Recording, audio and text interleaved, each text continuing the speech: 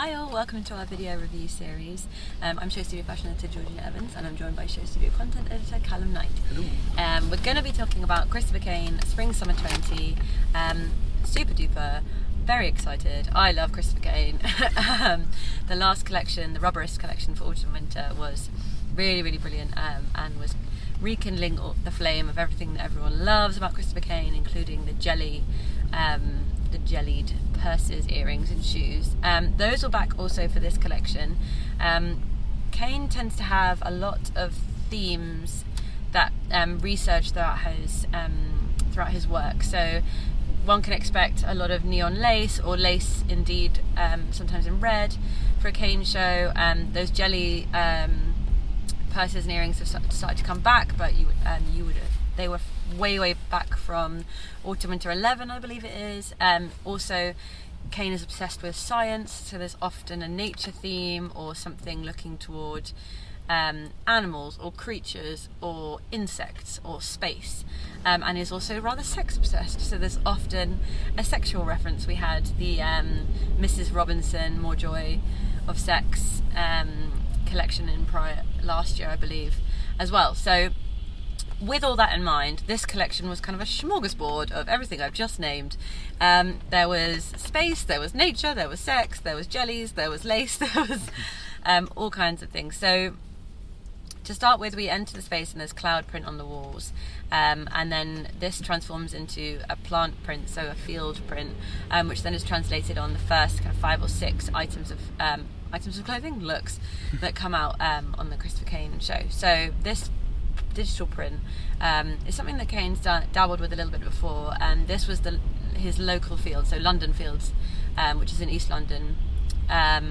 He'd taken the picture and then digitally printed it on dresses. A lot of the dresses were quite mini, but however, saying that, there were a lot of free flowing long dresses with ruffles that hit the floor. The sex part of a Kane show came in with this phrase eco-sex. So not only did we have nature in this kind of grass digital print and a few floral tones later on, but we had sex in eco-sex. So not only was that being said over the tannoy, like eco-sex, ecological sex. So it's up the sleeve on some logoed t-shirts and across the top. This style is something that Kane started doing a little while ago.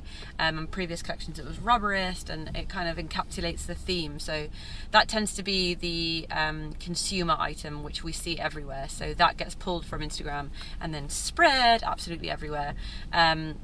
So he's clever to do those things, to have those items slightly novelty. But it says eco-sex, eco-sexual, which, if for viewers at home, if you don't know what eco-sexual is, it's someone who gets pleasure or gives pleasure to the earth. So it's giving love back to the earth, whether you do that in a sexual way or just telling the earth nice things. Some people get orgasms from looking at the moon, some people tree hug, some people take their feet off and feel the grass and then kind of thank the soil as they do it. There's all kinds of things, definitely worth the YouTube, but it's quite fun. It's that tongue-in-cheek element that Christopher Kane always has, which I really enjoy. I would say this collection definitely needed an edit.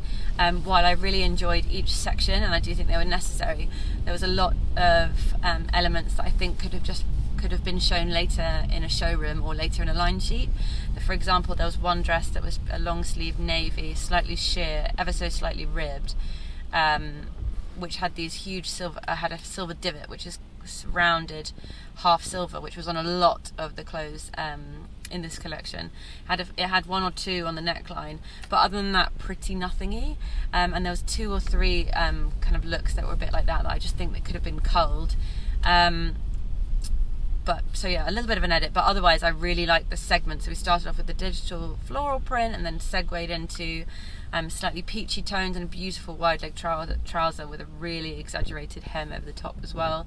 And then some shapes that we've definitely seen before. I think Spring Summer 14, that was Christopher Kane's Floral Anatomy collection, and that Floral Anatomy shape, which is kind of, he at the time, way back when, he was doing it as in he was commenting on the fact that it mirrors kind of a woman's anatomical shape, uterus-wise. So that's why I recognised it. This kind of flower shape across the top and on mini satin dresses, like mirroring the sweetheart neckline, and again in the bottom hem, and with that slightly jelly texture as well. I absolutely loved that. And I think it was brilliant. A nice continuation from the Rubberist collection that we had last season. Shoes we always have to talk about, because Kane also has become known for the slight fugly shoe, and whether that's a croc or a Z coil, orthopedic shoe, or something a little bit funky, or a sponge lined kitten heel. This collection he'd really run with the jelly clutches and the earrings that we saw in the Rubberist collection, and made them larger for this collection, and then brought them right down to the shoes. So he slightly had a lattice like cowboy boot, and in between some of the holes was jelly, and a clunky trainer that almost had a buffalo-esque sole that had rubber built into it as well. Sandals, kitten heels, all had this rubber extension on it, and I think they're just on the border of bad taste. I personally think they're brilliant, but I'm sure they'll be on the Daily Mail being like, what are these jelly shoes? So for me, a really great collection, and almost like a greatest hits of what Christopher Kane does well. Some of the neon laces in the latter half of the collection were like his Princess Margaret on Acid collection, and I was really, really excited to see those. But what I would have liked is a little bit of an edit, because I think about midway you just started getting a little bit lost in translation, which is a shame, because I really do think it was a strong collection, and always good fun. So that's me. What did you think? It was very fun. I think there were really, really great elements, and everything you said I would not go and disagree with, apart from the shoes, which are so horrible. I love That's them. so bad. But anyway, that's just personal taste. Yeah. But, like, you know, I agree with everything you're saying, but my slight disconnect from the whole thing was how separate all of this stuff felt until the logo t-shirt came in, and I was like, oh, it's about eco-sex. Yeah. And then I was looking back, but my problem was that wasn't communicated through the clothing until a logo t-shirt, and it felt a bit cheap.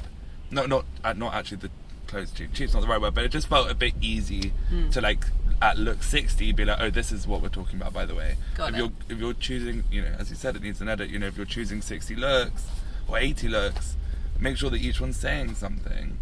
And I didn't, you know, the cloud dresses were nice. I see them working. I really liked all the jelly sweetheart necklines. I thought they were great.